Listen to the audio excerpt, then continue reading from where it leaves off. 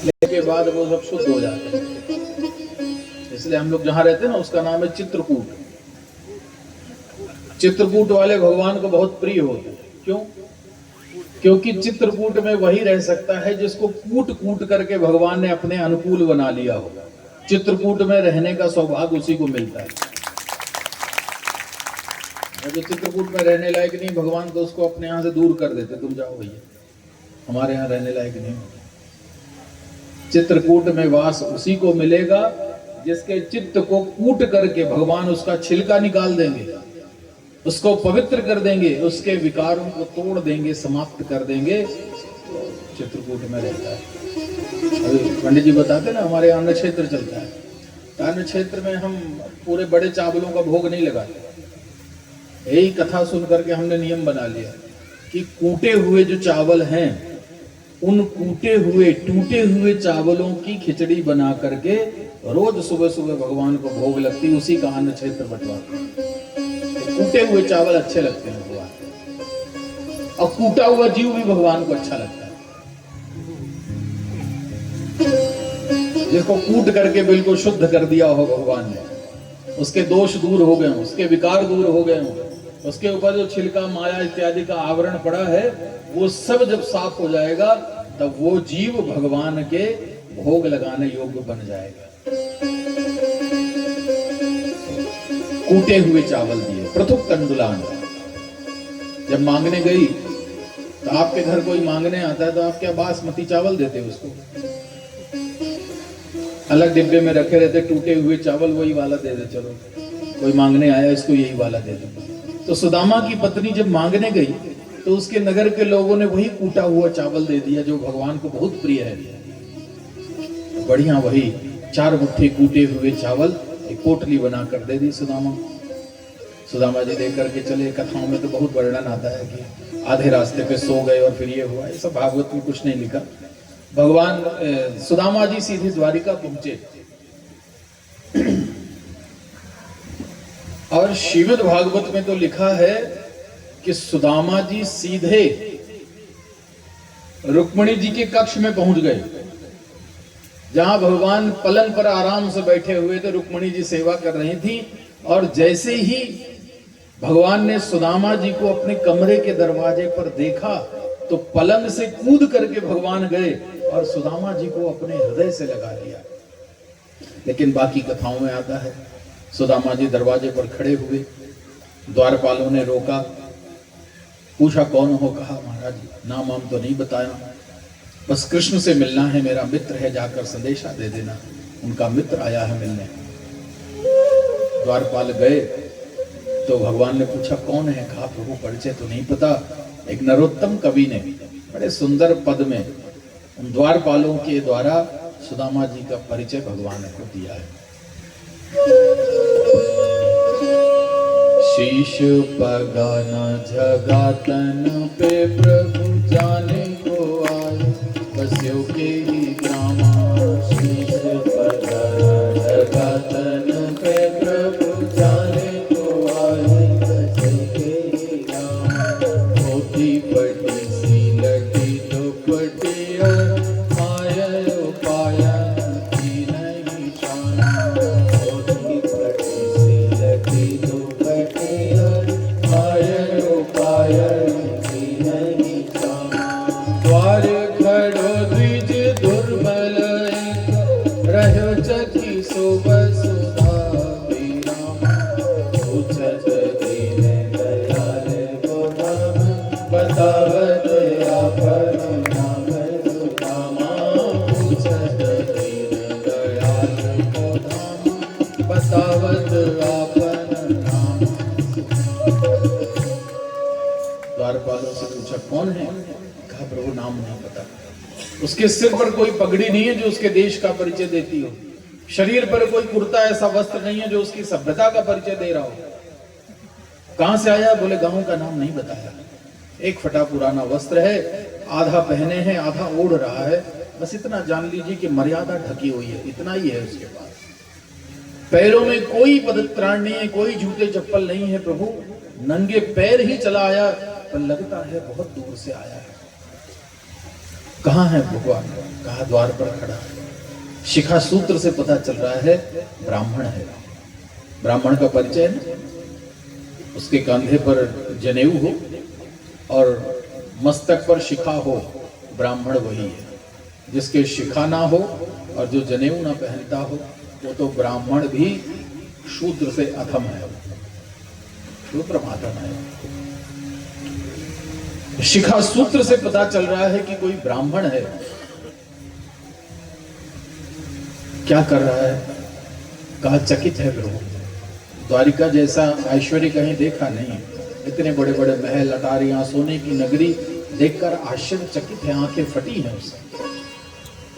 क्या चाहता है? प्रभु बहुत पूछा, कुछ नहीं मांगता। बार बार पूछने पर एक ही बात कहता है, पूछत दीन दयाल को थाम, हे करुणा निधान।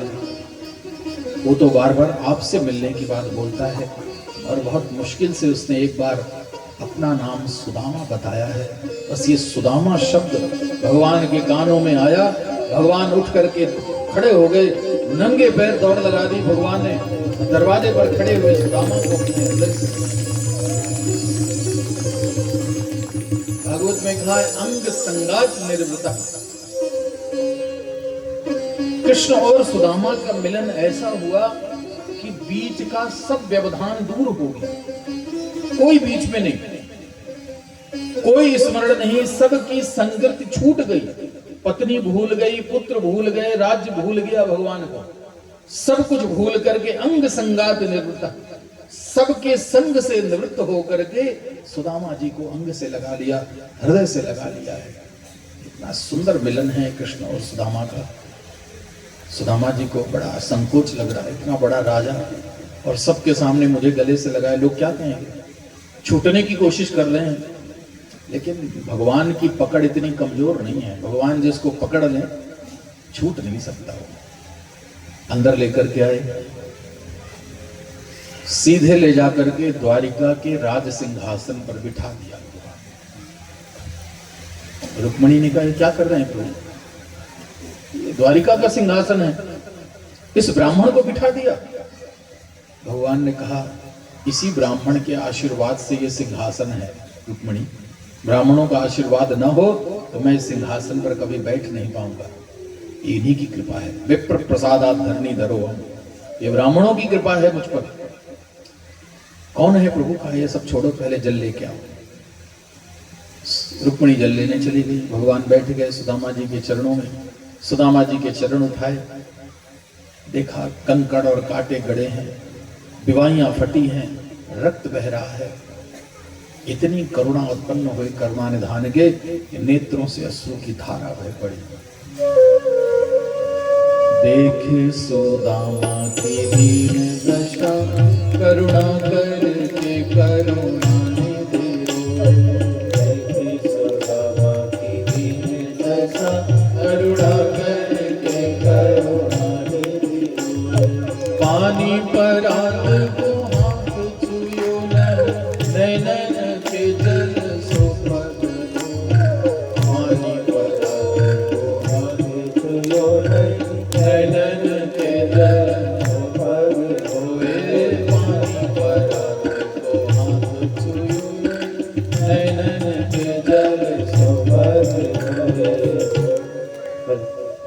करुणा पूरे अश्रु बिंदुओं से सुदामा जी की चरण धोए, सुंदर स्नान कराया, सुंदर सुंदर वस्त्र आभूषण पहनाए, भोजन कराया, पंखा किया भगवान ने, चरण भी दबाए, सब सेवा की सुदामा।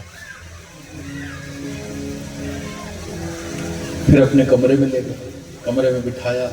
अब मित्र मित्र की बात हो रही है, तो मित्रों के बीच में तो हर तरह की बात होती, तो रुक्मणी जी चली गई। मित्र हैं, अपनी बातें करेंगे, बहुत दिन में मिले हैं। तो भगवान ने बातचीत शुरू की, कैसे हो सुदामा जी? ठीक है प्रभु। ये बताओ शादी वादी हुई? बोले हाँ महाराज हो गई। तो सुदामा जी, वेदों का तो बहुत अध्ययन किया, गुरु दक्षिणा दी, उसके बाद तुम्हारा व्यवहार देख के तो नहीं लगता था कि शादी करोगे। हाँ प्रभु, मन तो नहीं था, पर माता पिता ने जबरदस्ती की तो हो गई शादी। बहुत अच्छी पत्नी है, अच्छा परिवार है मेरा प्रभु, मेरी पत्नी बहुत सुंदर है। अच्छा,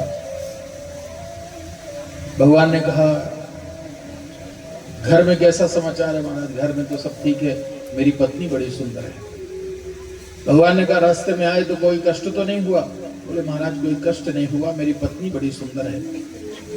कुछ भी कहते सुदामा जी हर बार कहते मेरी पत्नी बड़ी सुंदर है। भगवान ने सोचा बड़ा पत्नी भक्त है सुदामा जी, क्या बात है, पत्नी की बड़ी प्रशंसा कर रहे हो, क्या सुंदरता उसमें? कहा प्रभु यही तो चाह रहा था कि एक बार पूछें तो मैं बताऊं। मेरी पत्नी सुंदर इसलिए है कि मैं अपनी पत्नी के कारण ही आज आपका दर्शन करने आ पाया हूं। तो पत्नी तो वही सुंदर है जो अपने पति को लेकर के भागवत में आ जाए, वही पत्नी सुंदर है। पत्नी वही सुंदर है जो अपने पति को मंदिर ले जाए। पत्नी वही सुंदर है जो अपने पति को सत्कार में लगा दे। अच्छे कार्यों में जो पत्नी अपने पति को लगाती है, वास्तविक अर्थों में पत्नी की सुंदरता वही है। पत्नी का मतलब यही होता पत्नात्रायते, जो अपने पति को गलत मार्ग में जाने से बचा लेती है, उसका नाम है पत्नी। जो अपने पति को कहती है चलो छोड़ो भागवत पार्टी में चलते हैं, वो पत्नी नहीं है। उसके लिए शब्द तो हम नहीं बोलेंगे, लेकिन वो पत्नी है नहीं। अच्छा सुदामा जी बड़ी प्रशंसा कर रहे हो, ये बताओ किम उपायन मानितम, घर से कुछ लाए हो? उपायन माने भेंट, अपने घर से कुछ भेंट वेंट लाए हो? पत्नी की इतनी प्रशंसा की, कुछ दिया उन्होंने? संकोच होने लगा। भगवान ने सोचा कि मैं सारे संसार को खिलाता हूं, पर यदि मैं सबको खिलाने वाला बन के रहूंगा तब सुदामा का मित्र नहीं रहूंगा। जो सबको खिलाता है वो स्वामी होता है, मालिक होता है।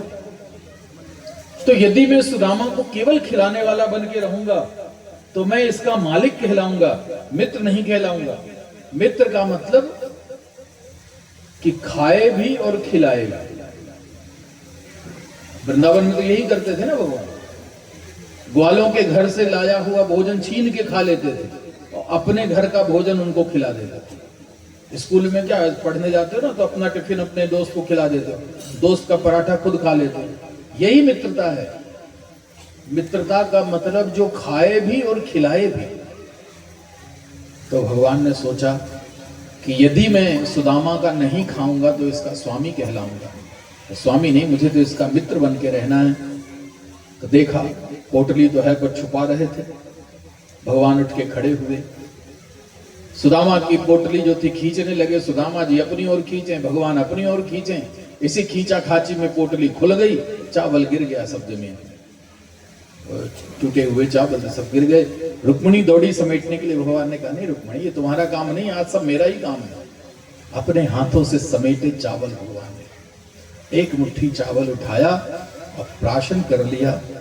कहा सुदामा जी मन ही मन तुमने मुझे ये चावल खिलाकर संतुष्ट किया है, तो मैं भी इन चावलों के बदले तुमको 3 लोक की संपत्ति देता हूं। और दूसरा मुट्ठी चावल उठाया और जैसे ही खाने लगे, तावछी जगरे हस्तम तत्परा परमेष्ठिना, रुक्मिणी जी ने हाथ पकड़ लिया। अकेले अकेले खाओगे प्रभु? प्रसाद अकेले नहीं खाना चाहिए महाराज, मिल बांट के खाना चाहिए। एक मुट्ठी आपने खाया, एक हम ही खाएंगे। फिर कान में कहा प्रभु एक मुट्ठी चावल में आपने सब दे दिया है, बस याद दिलाना था, क्षमा करिएगा। आपका हाथ पकड़ा मैंने कि यदि आपने ये दूसरा मुट्ठी चावल खाया तो मुझे भी इनके साथ जाना पड़ेगा। अब तीसरा मुट्ठी भी खा लीजिएगा तो आप भी आ जाइए। सुदामा जी राजा हो जाएंगे, हम दोनों सेवक सेविका बन करके झाड़ू पोछा लगाएंगे उनके घर में। यही बचा है महाराज। भगवान हंसे और रख दिया। रुक्मिणी में तो भाव में आ गया था, इसको सब दे दिया है। रात बड़ी मुश्किल से रहे सुदामा जी। सुबह सुबह भगवान को प्रणाम किया, कहा प्रभु अब आज्ञा दीजिए। भगवान ने कहा ठीक है जाओ, मानेगा तो है नहीं ये। सुदामा जी चले रास्ते में, सोचते जा रहे हैं कितना बढ़िया मित्र है। मैंने ना कुछ मांगा ना इसने कुछ दिया, क्योंकि यदि ये दे देता तो मैं उसी की माया में उलझ जाता। भगवान ने जो जो दिया है ना, हमको उलझाने के लिए दिया। घर दे दिया कभी साल में 2-3 बार उसके पुताई उताई की चिंता करो। गाड़ी दे दी, हर महीना 2 महीना में उसकी सर्विसिंग कराओ, फिर ईंधन डलाओ, ये सब इसी चिंता में लग जाओ। बेटा दे दिया तो उसकी चिंता में लग जाओ।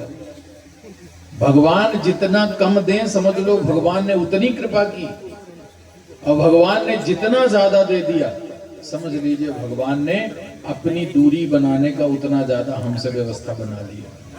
जिसको जितना ज्यादा भगवान की दूरी, उसकी उतनी ज्यादा। जिसके पास जितना कम, वो भगवान के उतना निकट है। बड़ा धन्यवाद किया प्रभु, आपने माया से दूर रखा। धन्यवाद करते करते जब पहुंचे तो जहां कुटिया बनी थी वहां तो महल खड़ा हुआ है, मल्टी स्टोरी खड़ी है। सुशीला ने आकर जब प्रणाम किया तो वस्त्र आभूषण देखकर समझ गए, हरे कृष्ण लीला कर दी तूने, आज तक तेरी आदत नहीं बदली कृष्ण। हमने सोचा कि सुधर गया होगा तू, पर जैसा था वैसा ही है। जिसको जो चाहिए सब दे दिया। मुझे दर्शन चाहिए थे, आनंद से दर्शन दिया, और इसको संपत्ति चाहिए थी, भर दी प्रभु आपने। लेकिन प्रभु सुशीला, द्वारिका से मैं जो संपत्ति प्राप्त करके आया हूं, उस संपत्ति के बाद अब इस संपत्ति का कोई मोल नहीं है। मैं ये सब कुछ छोड़ करके अब एकांत रहना चाहता हूँ। सुशीला ने कहा, आपको नहीं चाहिए तो मुझे क्या करना है, आपके लिए ये सब इच्छा थी, मुझे भी नहीं चाहिए। दोनों ने संपत्ति छोड़ी और एकांत में जाकर भगवान का नाम स्मरण करते करते हर प्रकार के बंधनों से विमुक्त होकर परम पद को प्राप्त किया है। सुदामा जी का बड़ा पावन चरित्र है। आइए, सुदामा जी का एक भजन बड़ा प्रसिद्ध है, तो उसको गाने के सबके मन में बड़ी इच्छा थी, एक बार उस भजन को और गा लें। ये थोड़ी सी कथा बची, उसको और सुनो। हरे द्वार पालो कन्हैया से कह दो, हरे द्वार पालो कन्हैया से कह दो, दर पे सुदामा करीब आ गया है, दर पे सुदामा करीब आ गया है। भटकते भटक न जाने कहाँ से, तुम्हारी महल से तुम्हारे महल से करीब आ गया।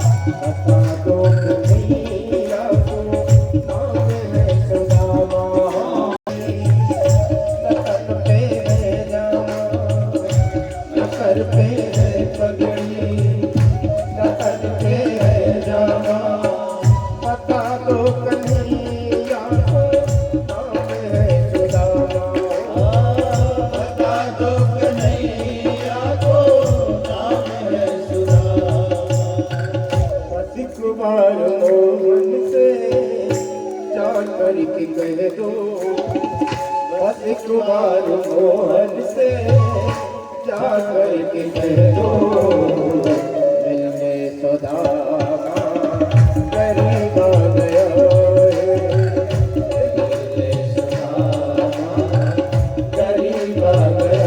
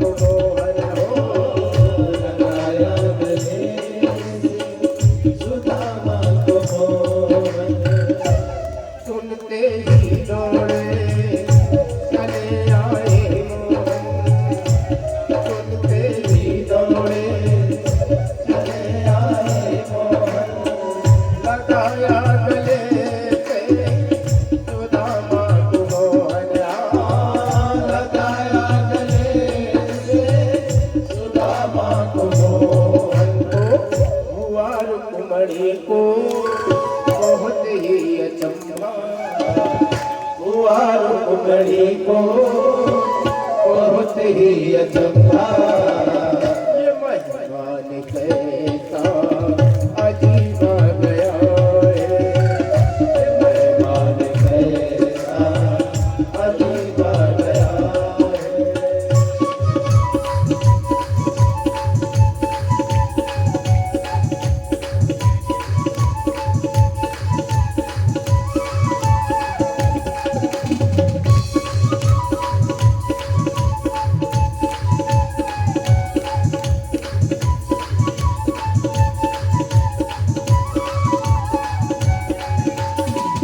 बराबर से अपने सुदामा बिठाए, शरणार्थियों से सामने धुलाए हो, शरणार्थियों से सामने धुलाए।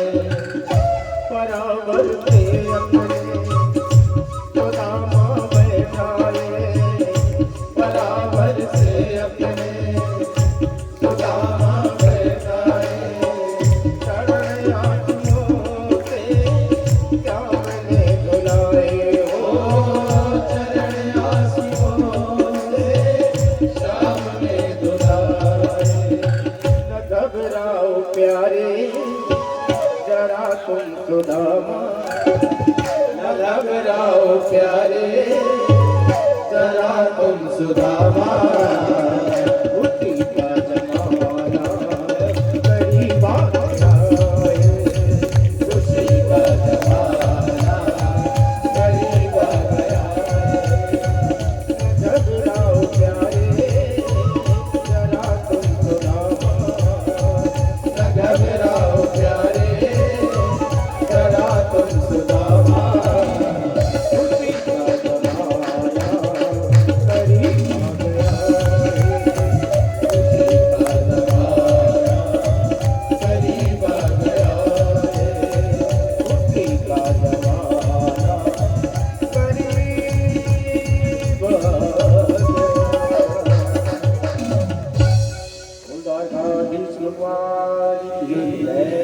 सुंदर चरित्र सुदामा जी महाराज का। आगे भगवान की द्वारिका की लीलाओं का विस्तार हुआ। अधिक द्वारवत्याम वस्तो रामकृष्णयो सूर्योपरागय सुमहान आसीत कल्पक्षय था। बहुत बड़ा सूर्य ग्रहण का प्रसंग उपस्थित हुआ। भगवान द्वारिका से कुरुक्षेत्र आए, पांडव भी पहुंचे, वृंदावन से नंद यशोदा गोपियां ग्वाल भी पहुंचे। सुंदर समुदाय एकत्रित हुआ। इतने वर्षों के बाद आज यशोदा जी ने भगवान को देखा। जब से भगवान के पहली बार मिले कुरुक्षेत्र में, बहुत प्रेम किया यशोदा जी ने। गोपियों ने भगवान की 16,000 पत्नियों से भी मुलाकात की और उन सब के मध्य भगवान के सुंदर बाल लीलाएं सुनाई। उनको सुनकर के वसुदेव जी को स्मरण हो गया कि साक्षात भगवान है, मैं ही भ्रम में आ गया था, इनको अपना बेटा समझ बैठा। एकांत में भगवान से प्रार्थना किया, प्रभु भूल हो गई, मुझे आत्मज्ञान का उपदेश करें। एकांत में भगवान ने वसुदेव जी महाराज को आत्मज्ञान का उपदेश किया है। देवकी से कहा, मैया